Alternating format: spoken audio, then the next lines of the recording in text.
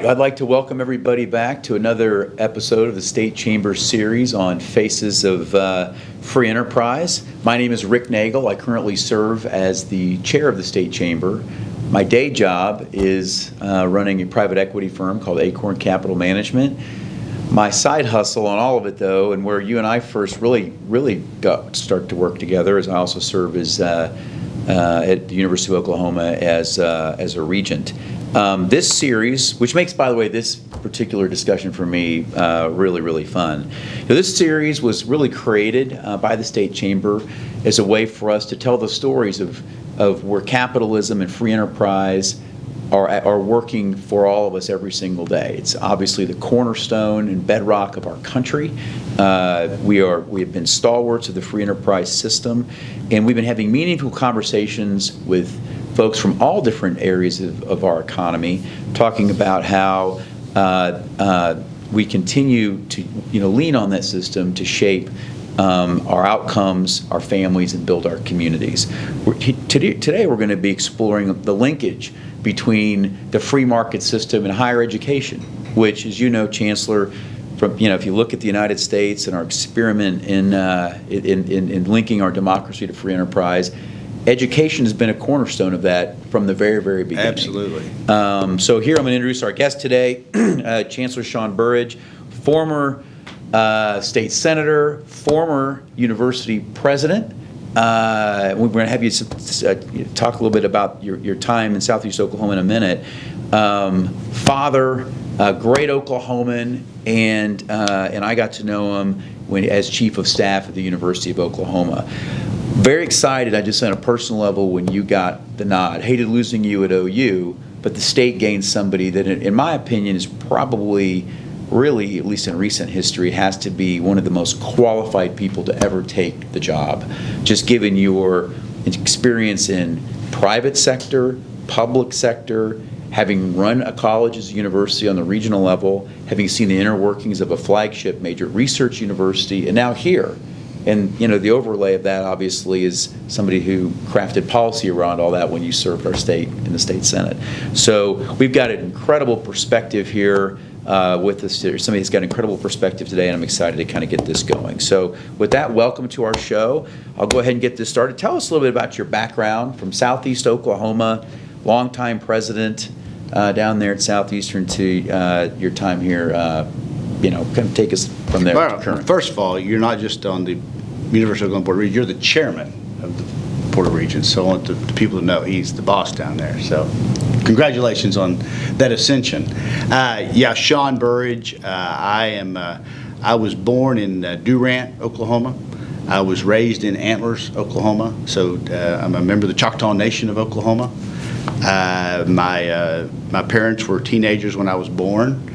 In Durant, and they both went to Southeastern, and raised in Antlers, went to OU, undergrad law, and then I, after law school, spent some time working for then U.S. Senator David Boren, both in the U.S. Senate and at OU for a short period of time, with Joe Harris, the current president. Practiced law for 18 years in Northeast Oklahoma, so I went to and at the last 8 years of being a practicing attorney, I was also a state senator for basically the Claremore Pryor area. And then I was called back to higher education. So went back down home to Southeast Oklahoma, where I was president of Southeastern. Loved that job. Probably the most meaningful work of my life was on that campus, around those people and amongst the people I grew up with. And then a guy named Joe Harris became president of the University of Oklahoma and hired me to go to Norman and be his chief of staff.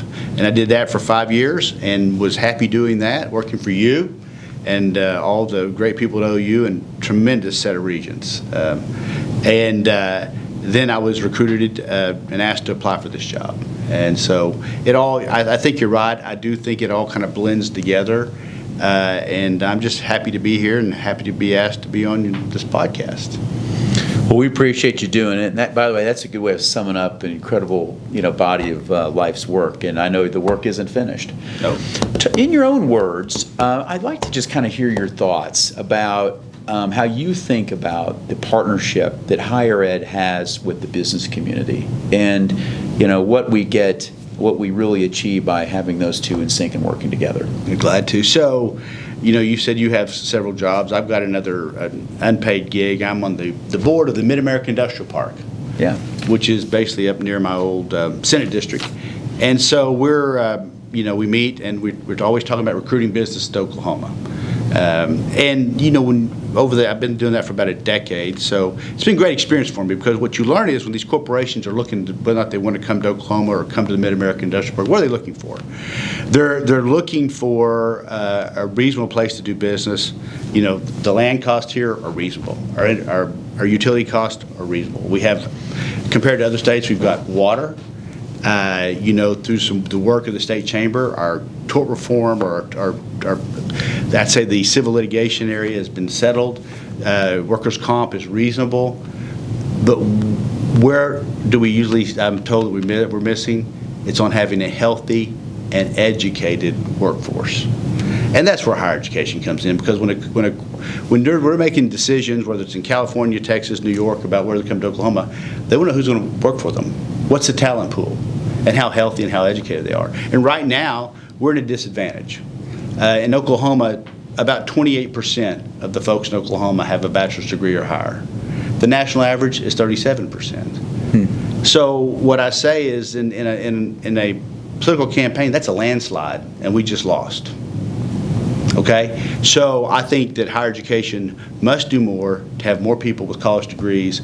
If nothing else, not only the talent pool we know that we'll be building, it's just what we're projecting to the rest of the world and to the rest of the United States when they're looking to do business here. So that's just now when you get down, one level down, I mean, we've got to have more engineers, more nurses, and all that goes into that. But I mean, globally, at our global presence, we just have to change the way people look at us, and we can do that through education. Well, I know we've got an issue here in Oklahoma. Not only are we behind the national average, we've also got fewer kids right now in Oklahoma going to college than there were 20 years ago. Maybe speak to that trend and how we get that turned around and make it relevant. Yeah. I would say in Oklahoma, we don't have as bad a problem as they have across some of the rest of the United States, which is good. But no, I think we've got to do a better job of making kids understand the value of a college degree. You hear, not everybody needs to go to college. Well, they don't. But if they do, we know they make $20,000 a year more the rest of their life. That's a pretty good case. The data, tells us that. So I think we need to do a better job of showing to these students. It's not just like, this isn't just something your mom and dad want you to do. It's not just something grandma and grandpa are going to pay for, or you're going to have to go out loans for. This is about changing the trajectory of your life. That's what my experience at Southeastern was great that way. I think on several of the graduations, I would always announce what percentage of the graduates were first generation, and most of the time it was between 50 and 60%. And what I knew that day when those graduations, when I would see those people walk across the stage, we weren't just changing their lives, we were changing the trajectory of their children's lives and their grandchildren's life. And I think we need to do a better job of telling that story. Well, I think we're all invested in telling that story, and certainly from a business community standpoint, we're out there beating that drum. As you know, one of the things we've been tackling really hard at the State Chamber as part of our vision plan is literacy and math. So that when the kids move into your system, you have 25 colleges, that they're ready to go. How do you feel like we're doing in that area? The legislature, at the time of video, this is still in session, but it's passed some pretty. They're moving some pretty significant pieces of legislation through. Do you think that stuff's going to matter? It's going to matter so much. I mean, I think we're at it's sort of an inflection point as a state right now, and things are different right now. You're the chair of the State Chamber and the chair of the OU Board of Regents, right? You're working in both areas. We haven't had that before. We've got a legislature that is focused now, I think, for the first time in over a decade, on really changing things in education. I mean, because the numbers aren't good for us right now, but they're going to get better. We know everybody in Oklahoma, all the public school students now have to take the ACT. It's a good thing. We kind of see where we are, but here's where we are. About 10% of those juniors who take that ACT are ready to go to college in all four areas. And about 5% of the juniors who take the ACT are ready to go into a STEM field. We have work to do. We have work to do. And the leadership we're seeing from the governor, from Speaker Hilbert, from Pro Tem Paxton, from the state chamber, Chad Wilmington, yourself, we've not seen everybody come together like this before.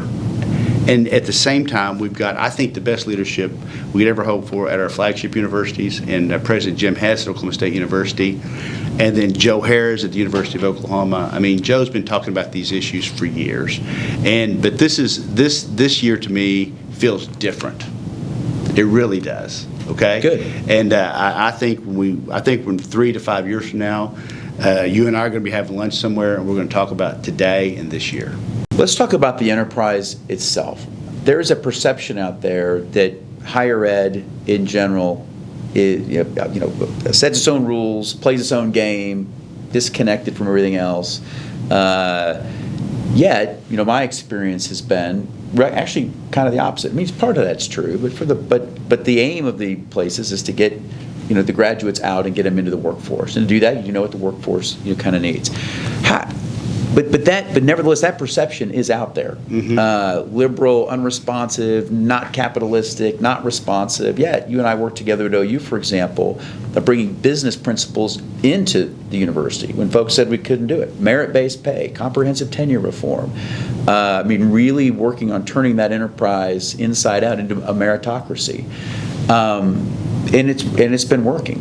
How do you think about that? You've got to get 25 schools across the state serving areas of the state that are in some cases geographically a little isolated. So it's about access. It's about small town politics. It's about making sure kids have that opportunity to get a place to go to school that's affordable. How do you think about weaving all those things together to get the outcomes we've been seeing in some places that have been leaning into reform? Yeah, well, I think that a lot of the rumors about higher education are well deserved. We spent a lot of years of not paying attention, not being responsive. Kind of my motto when I go to the state capitol now, and I started this when I was at the University of Oklahoma, and Holly Hunt, who now has my old job there, was the lobbyist for OU, and I would, give my card to somebody, and I'd say Sean Burrage at OU, and Holly's here with me. And if you're wondering what we're doing at OU or why we're doing it, that's on you, because you have my cell phone number, and I want you to use it. So now at the state capitol, if there's a state rep or a state senator who does not have my cell phone number, it's on them. It's public information. I try to respond to every legislator within the hour. So I think we have to be more responsive, and I think if you look at President Harris, if you look at President Hess, they're more responsive. If you'll look, you'll see there's more interaction with the legislature than ever before. So that's a start. But now we still have sort of an overall national image that we got to fight against. But you were there. You fought for and got tenure reform, merit raises, and you were there whenever Governor Stitt talked to us. I think it was in the fall of 2023 about the DEI, and we immediately went to work on that. His executive order.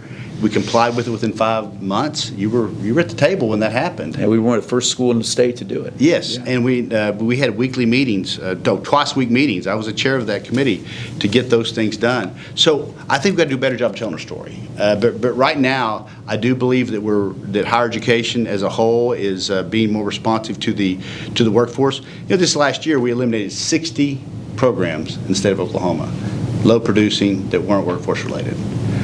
My guess is we'll probably do another 30 to 50 this year. We need to keep doing those things. Make sure we have students in the programs that get them jobs. So I believe that higher education's key job is to drive the economy.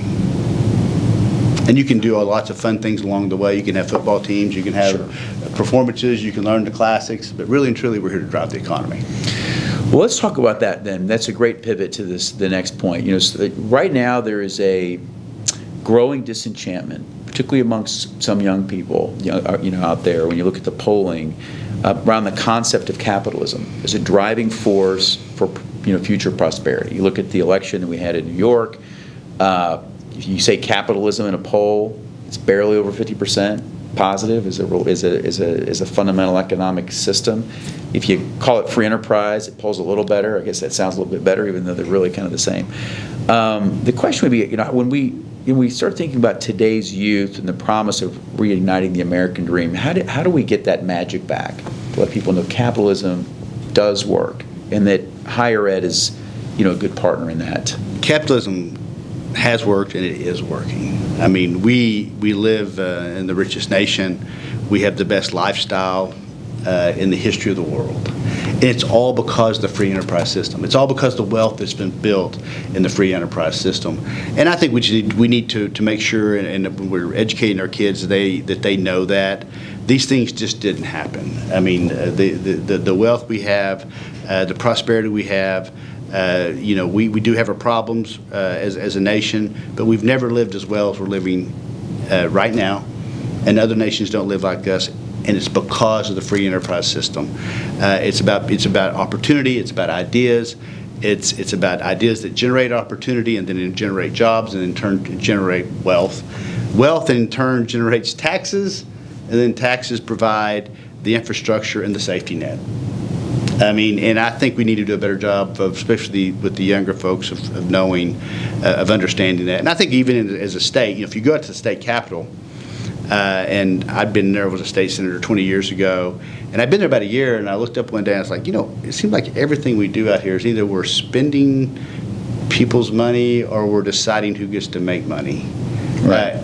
Because, I think we also have to try to fight back the urge to overregulate, right?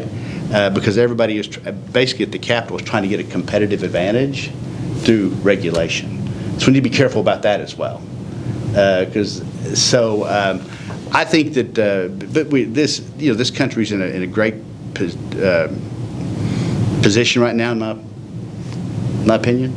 I'm very, very bullish on the future of the United States of America and in Oklahoma. When I say that right now with the business community and the universities lined up the way they are and now bringing in common education, we've never had this before in my 30 years as an adult. Well, good things happen when people talk, and you've got the right people talking, and everybody's seeing where we are in the rankings, and they want to do better. Another conception out there, or perception perhaps, hopefully misconception, or if it's right, with something we think we need to look at, which is that part of the reason that the views on capitalism have been dropping, from a positive standpoint, right, positive ranking standpoint, is that when kids get to college, they're brainwashed by professors who, are trying to pump other ideology at them. True, false? How do you think about that? And if there's some truth to it, how do we start to make sure that when our Oklahomans are coming to Oklahoma colleges, they're getting taught the benefits of the free enterprise system and how it can enable their dreams? Yeah, I don't believe any students are being brainwashed. I do think that you do need probably divergent viewpoints upon faculty, and we may have some challenges there. But I mean, you talk to some of friends that are our age, and they talk about their time at the University of Oklahoma, and several of them have talked about this one professor that was very liberal, that was their favorite professor, and all of these individuals have gone on to be very successful conservative policymakers. But it was that challenging they got when they were at OU by this one professor that helped make them who they are today. That's good, okay?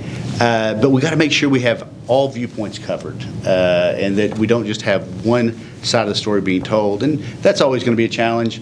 But I don't believe we're being brainwashed. I do think we need to be deliberate, which I know you have been as a regent, deliberate, and making sure we look at the hiring practices amongst the faculty. And I hope that the rest of the nation will follow what we've done here in Oklahoma. But I don't think it's a problem, but I do think we need to always be to guard against it. Yeah, that's a business principle too, honestly, I'll tell you. I mean, I think if you're in business and if you wake up and you surround yourself with folks that are all telling you that, that's the way we're going to go, and that's never challenged, and you're never given an alternative viewpoint, something to actually, to your point, think about. Yeah.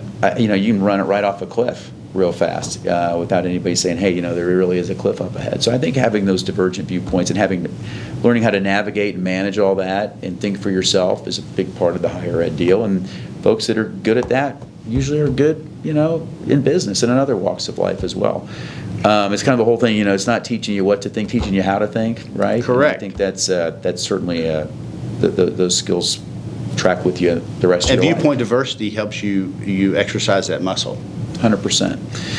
What do you think are Oklahoma's best opportunities for continued economic growth and prosperity? You've seen it now from so many different areas. So not just, if you kind of look back and you were king for the day of the whole thing, how would you point this thing? Education, and we got to start with common education. I'd like to tell you we need $2 billion more from higher education. That would fix it, and I'll take the $2 billion. I'll spend it well. But we got to start with common education, and I think this year is a very, very good, solid start in that direction. And then we've got to tell our story. I mean, how many times have you met people who go, I've just moved to Oklahoma City and I love it. I moved to Tulsa and I love it. I didn't know about Oklahoma. I think we've got to talk about our very economical, reasonable cost of living here, the quality of the people here. The Oklahoma standard is for real. Yeah, 100%. And now we're NBA champions. And I think when you talk about our economy, I oversimplify things. But you've got oil and gas, you've got ag. Then you've got what I'd call aerospace, weather, defense. You've got the Thunder. You've got Oklahoma State University, and you've got the University of Oklahoma. So, first of all, it's been a great discussion. You've been very generous with your time. I've got one more question for you, which is in the area of partnerships. Right now, you've got great examples around the state where industry has partnered with universities. You see that more in the research universities in some cases. Are there some good things that you've seen or some lessons learned on the other side that we've got to be maybe more mindful of and learn from mistakes? I mean, again, you're king for the day. How do we get the private sector and higher ed really working together better to kind of, we can look at other states where they've done a really good job of marrying the two up. What can we do better here in Oklahoma that we can get behind and support you? We need to do a better job with apprenticeships, internships.